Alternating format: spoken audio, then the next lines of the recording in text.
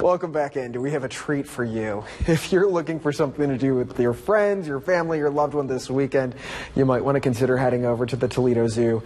Danielle Dwyer is live there this morning with a newfound friend, Danielle, that we're peeking at. And I will tell you this, Danielle, you are a whole lot more brave than I am. Terrified of birds and owls in this matter. Well, Mike, I will say I learn something new every day. I just learned that about you. Yeah, I am actually joined now with some new friends. Like you said, this is Brian with the zoo, and then we have Hal the Owl joining us. Now, as I've been talking about all morning, we have free admission for Lucas County residents today and tomorrow at the zoo. And in addition, you can have a chance to meet owls like Hal here.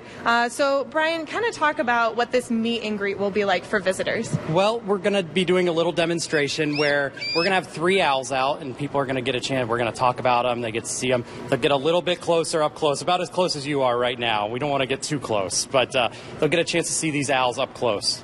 Now, what I thought was very interesting that we were just talking about, and Hal just did it, moving the head. So explain what that is. It's a way for them to figure out what's further away than other things. It's depth perception. They stare at something, and they bob their head, and it tells them what's behind whatever they're looking at. So it lets them figure out the distances for them to go.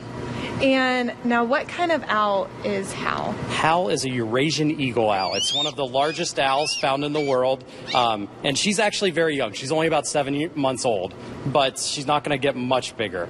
But they are one of the biggest owls in the world. It's a very, very neat owl, especially when you see it up close. You don't see birds this big usually. Oh, yeah, definitely not.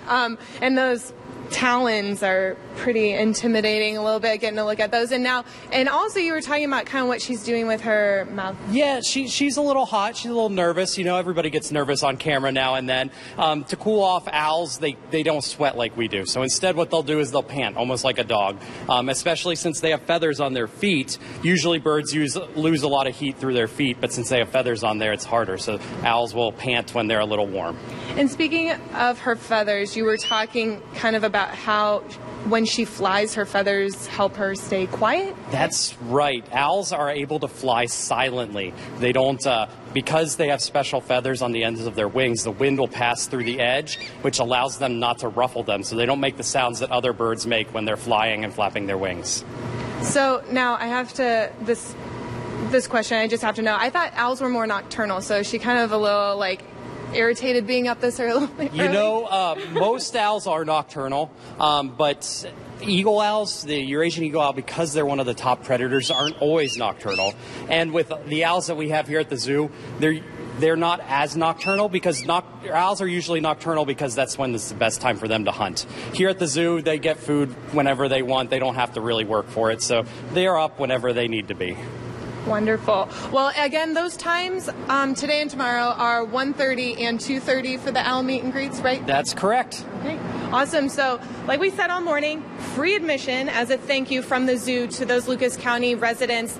Bring proof of residency with you today and tomorrow from 10 to 4 to get free admission. You'll also get coupons and another ticket to come back in April, and you get to meet Brian, as well as some owls like Hal here. So it'll be a really great time to bring out your friends, your family, and just have a really nice weekend at the zoo. So be sure to do that today and tomorrow. Reporting live at the zoo, Danielle Dwyer, WTOL 11.